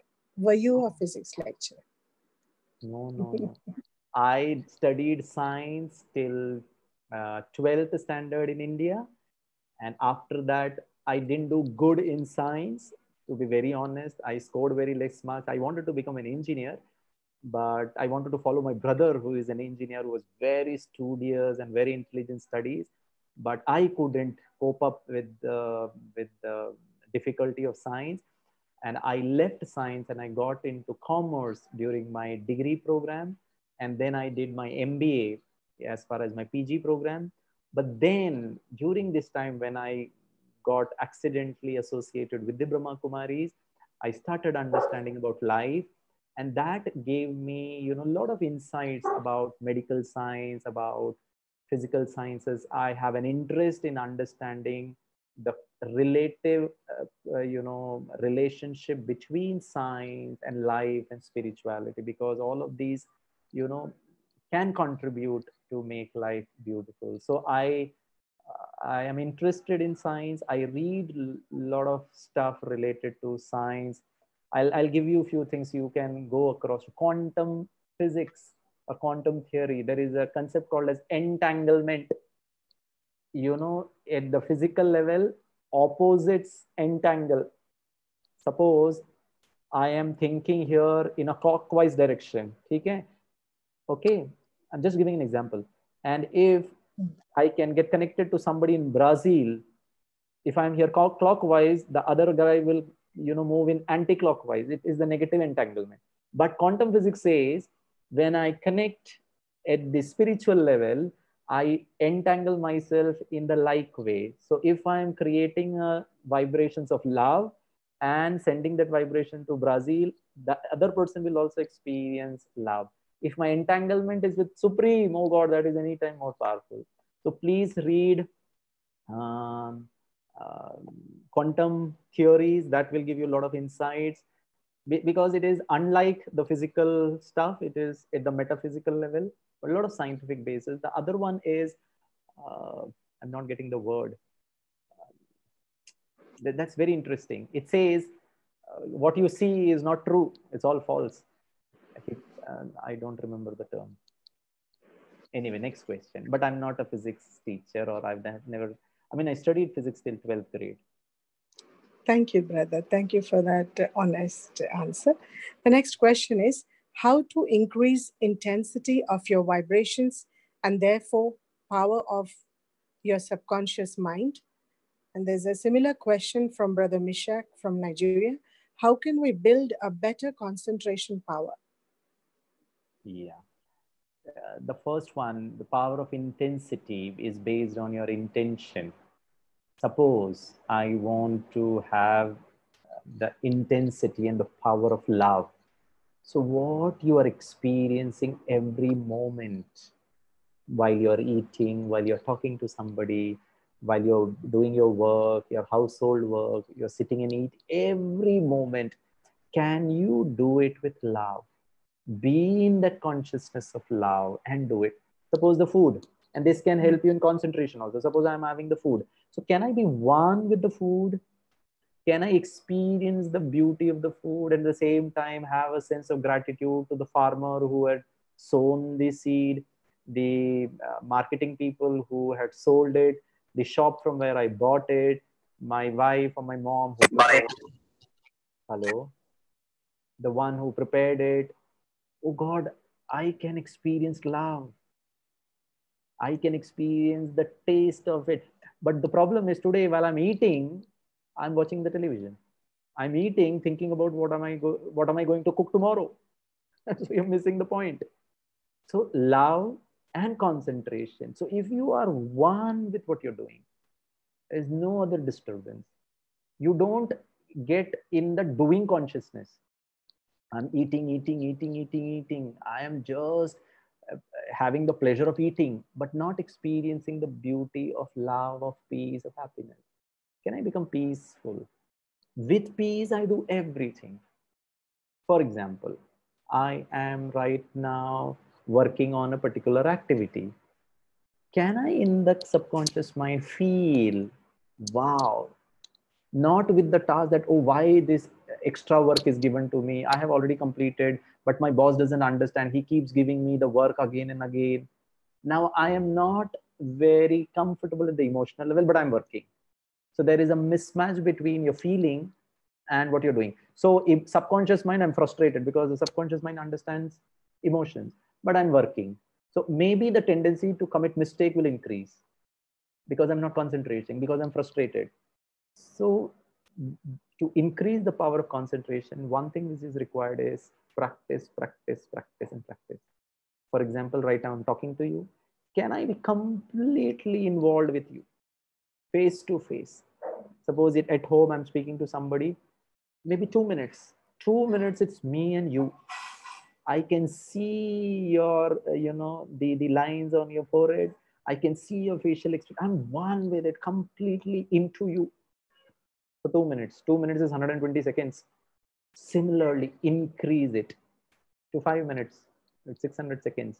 600 seconds, let us assume I'm sitting here. 600 seconds, can I be in the state of I am soul conscious? I am peace. I'm experiencing peace for 5 minutes. Not one single thought going here or future or past or any other thought of the daily activities. 600 seconds. That is that your focus muscle. I told you concentration is like a muscle. You go to a gym and do exercises, that muscle will get stronger. Similarly, the focus muscle will get stronger. The more you exercise and use to concentrate, the more power you will get. Next question, sister. The concentration power, how to Yeah, increase. that you need to practice it. Suppose sitting here and you're looking at a point of light, keep watching it. Your eyeball should not even for a second move here, and the 2 minutes do it.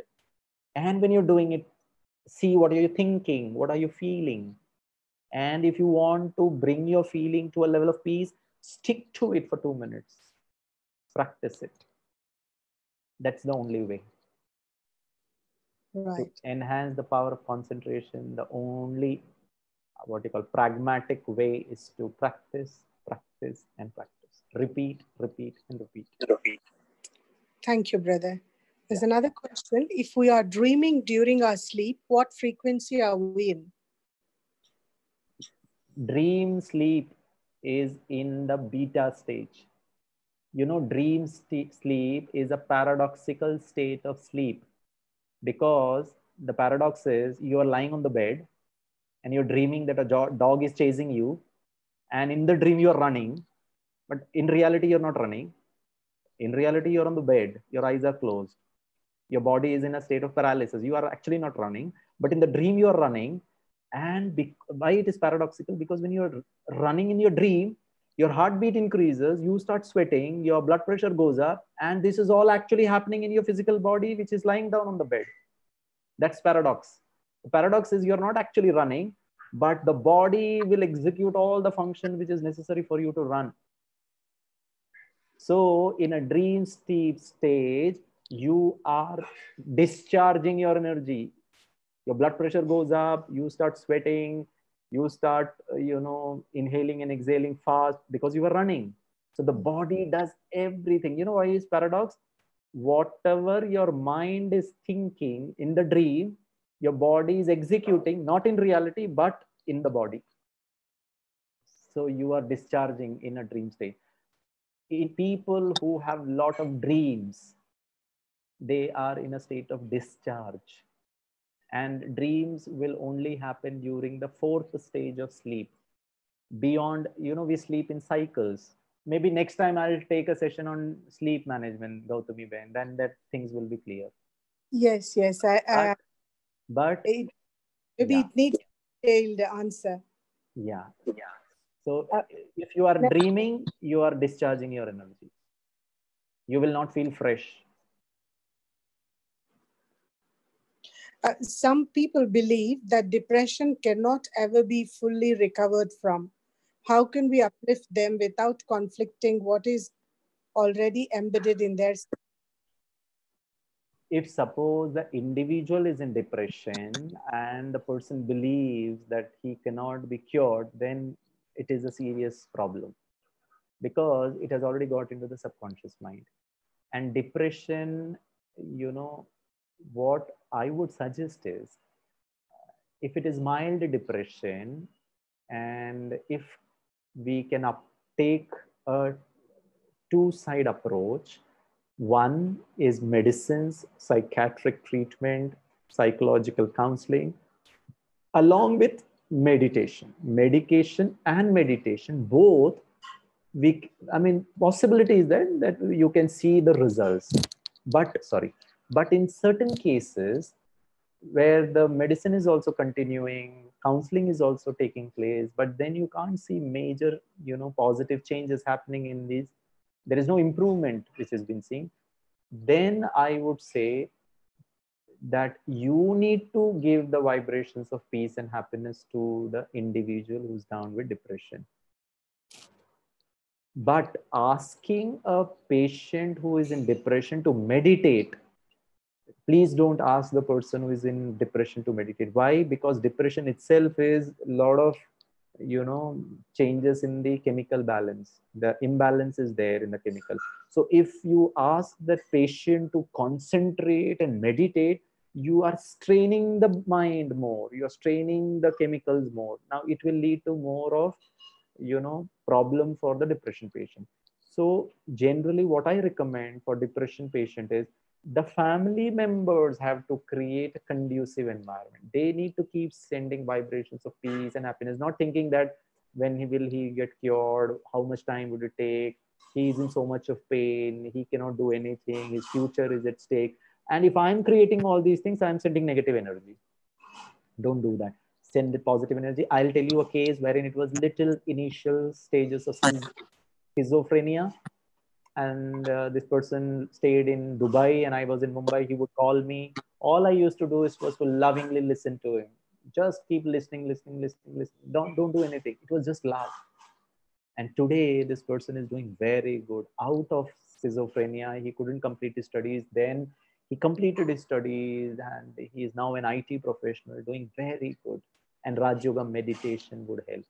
But then you need to assess the condition. You need to talk to your doctor to know and to assess whether the patient can do meditation. Under the guidance of the doctor, you suggest the patient, but you can definitely give the energy healing to the patient. Next question. Gautami Ben, hello. And I speaker was mute. The One next, last question, sister. another one, just two questions. That's all. Okay, okay, okay. It's two questions. Yes. It says, an astrologer said, I will die around age of 72. I think this has embedded in my mind. How do I delete this? Thank you.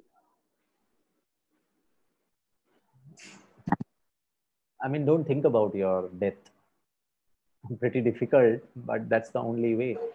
Just live in the moment. Don't even think about tomorrow or 72 or whatever is your age right now. And you know what you're doing? That person told you you are going to die. So suppose today my age is 46 years, and that that sage or whoever has told me that you will die at the age of 50. So now what I'm doing is I'm counting, oh God, I've got 4 years and 3 years, 3.5 years, 2.5 years, 1.75. then it will happen. Just live in the moment, this moment. And believe me, nobody can with surety and guarantee. That's a science, and the science can go wrong also, because science also changes. There was a time when it was told that it is the earth, the sun, which is revolving around the earth. But then it changed. And then they changed, no, it is the other way around. It is the earth which is revolving around the sun. And astrology is also a science. It is not a foolproof science. But you believe in astrology, but then live in the present. Even if somebody has told me that you're going to die in the age of 50 years, wow, I've got 4 more years, beautiful years. Live every moment in such beautiful fashion as if you have lived for 90 years. So you will have to, you are unconsciously in the subconscious mind, you're thinking about 72, 72, 72, 72, death, death, death. You are to consciously look at life, life, life, and life. Number one. Number two, nobody on planet Earth dies. I am a soul. Soul is an energy, can neither be created nor destroyed. Nobody, no BODY. Death is leaving the body and getting into another body. That's death. Why should I worry about death? Because it is eternal, it is a truth. So the moment you program yourself with these positive thoughts, you would be away from the fear of death. Because fear is what? FEAR, false evidence appearing real. It's all your psychological drama or somebody told you. Believe in the reality of life, not in the reality or the unreality of death. Everybody has to die one day. Accept it. Whether it is tomorrow or day after tomorrow, what's the big deal? And if you have come to know 72, wow, you have got, 5 more years, 4 more years, live life royally and beautifully. Make such meaningful outcome of your life that even after death, people will remember you. Wow, Gireesh lived that 4 years so wonderfully. He was so kind, he was so compassionate, he was so lovely, he was so powerful. He did three online webinars and he made our life better and left one day. That's it. You have to change it positively. And I told you, positive, personal, and present tense with emotions, and repeat it. I am an eternal, powerful soul. I will live life beautifully. Repeat it with emotion. Believe me, the fear of the death of 72 years will go away. Next question. Yes, please. Thank you so much, brother. Yeah. And this brother Birajit, and he's asking that can we have control of what we dream and how does it relate to our subconscious mind?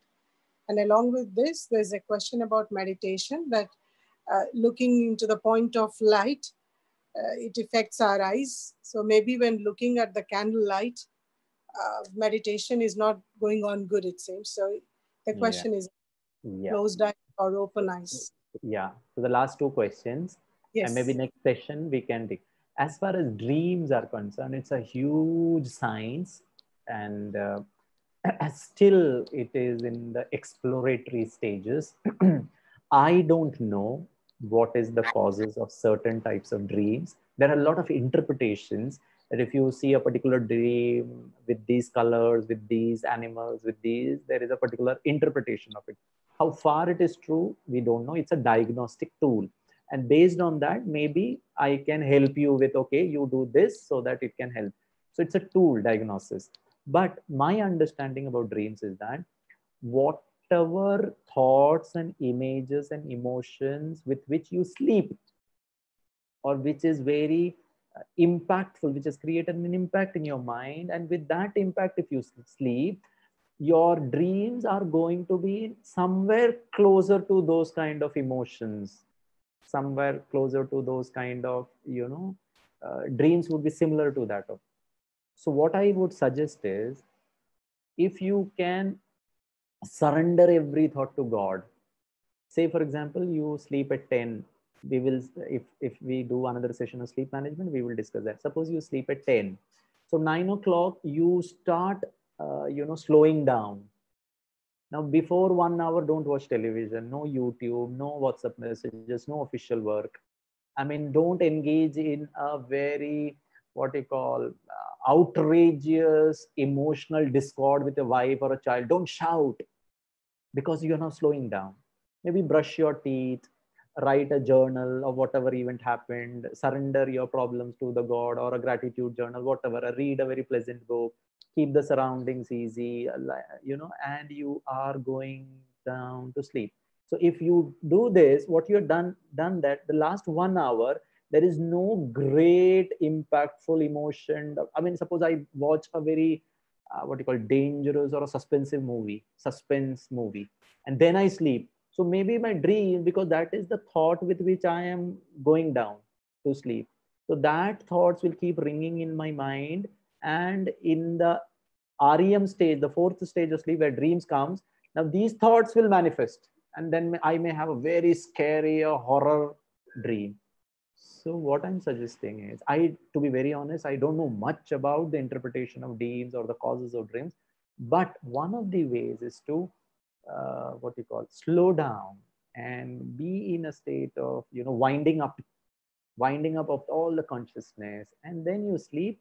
Probably your dreams will be sweet dreams. And if I need to tell you, I don't see dreams only. I don't know why. I mean, since childhood only, people tell, "Oh, I saw this, I saw that," and I would wonder, "Oh God, I don't see anything," or maybe I used to see, I don't remember anything. That is one. And what was the next question, Gautami Ben? It's about meditation with open Ah, eyes or light. closed Yeah, yeah. eyes, See, yeah. focus. See, when you are watching a point of light and you are straining your eyes by keeping your eyes open, actually, you need not do your meditation with your eyes. Meditation has to be done with your subtle organs called as the mind, the intellect, and the feelings. So you create a thought, you are in complete sync with that thought, and you experience it. That's it. Now, why eyes are opened while meditating, as far as Raj Yoga meditation is concerned? Because when I close my eyes, there is an associative nature of the brain. The brain associates everything with a particular behavior. And when do you close your eyes? It is when you have to sleep. So while I'm meditating and I close my eyes, the chances of me from a meditative state to a sleep state, I may not realize it. But if you are in a very heightened level of awareness, and even if you close your eyes for a minute, there's no issues. So meditation is not with the eyes. You keep your eyes open, you keep your eyes closed, it's not important. In Raj Yoga meditation, we keep our eyes open because we are in a highest state of awareness. I know I am awake, I'm not in a state of sleep. Number one. When you practice meditation with your eyes, you need not only look at the point of light constantly coming to your eyes. Don't strain your brain muscles. Don't strain your. It has to be pleasant. Meditation, after meditation or during meditation, if it is straining you, then you are actually not doing meditation. You are pressurizing yourself. You're doing it by force. The first stage of meditation is relaxation. If you cannot hit the stage of relaxation, you are not at ease at the physical level, at the mental level, at the thought level. Only then you go to the next level. The second advantage of keeping your eyes open and meditating is, if you practice keeping your eyes open and meditating, that means you can train yourself not to be distracted with whatever is happening around you, because you have trained. Because I'm not doing it through the eyes, it is the mind. So I know somebody is walking from here, somebody is walking from there, somebody is doing eating something, but I am here, but from here I am at a different place. So my mind is thinking about God, my mind is thinking about pleasant experience, my mind is at ease. I'm not thinking about the sound or what the other person is doing. So while eating, while traveling, while working, also I can meditate. Or else, then meditation needs a particular environment. Only when you are not doing anything, you have switched off all the lights, you need a candle, or maybe you need a bulb, only then you can meditate. So my dependency of my state of mind depends on the candle, on the environment. No, environment is not important. Environment can help initially, But when you become the master of your thoughts and emotion, then the environment is not important. You put me under any environment. Even we have done this practice in India in the month of June in Vishakhapatnam, when the temperature soars to almost around 45, 47. And it's a coastal region, you know, very humid climate. At around 7 in the evening, it was a hall, the top floor in Vishakhapatnam center, Brahma Kumaris. I said, switch off all the fan, all the coolers, all the AC. And we were meditating. And I said, if you can become bodiless, there is no body. I am not under the consciousness of the body. Then there is no heat. Then there is no humidity. I am only a soul. If I can experience that, you need to go beyond the change in consciousness. The conscious mind tells me through the inputs. I told you in my second slide, through the ears, through the eyes. When I shift my consciousness from the conscious mind into the super conscious mind, that I am a soul, then the environment is not important. There is sound outside, but I'm not hearing. I am only hearing what's happening inside of me. That's concentration. So, my dear sister or brother, whoever asked that question, don't strain yourself with that light. Can you see the light here? Can you imagine the light there? And can you feel the love, the peace, and happiness from the light that is God? Initially, that physical candle will help you, but if your dependency on the candle increases, that's not the right approach. Experience it. Thank you. Thank you so much, Brother Gireesh. You have been very patient and very kind in answering all the questions one I by could one. have done it more, but I have certain other commitments. Everyone is very happy and they all are extending their thanks. And there are a lot of people who are suggesting to invite you back for sleep management. I will check my availability. I'll speak Yes, to please. sister and we can look at a convenient time and date, and definitely I'll do it. And we'll do it very beautifully. There's a lot of misconceptions about sleep. We could do that. Yes, yes, please. Thank And you. in today's gathering, there are souls from Lagos, Lusaka, London, and also from Mexico and Turkey, and also from Greece, Okay. and few I do not know.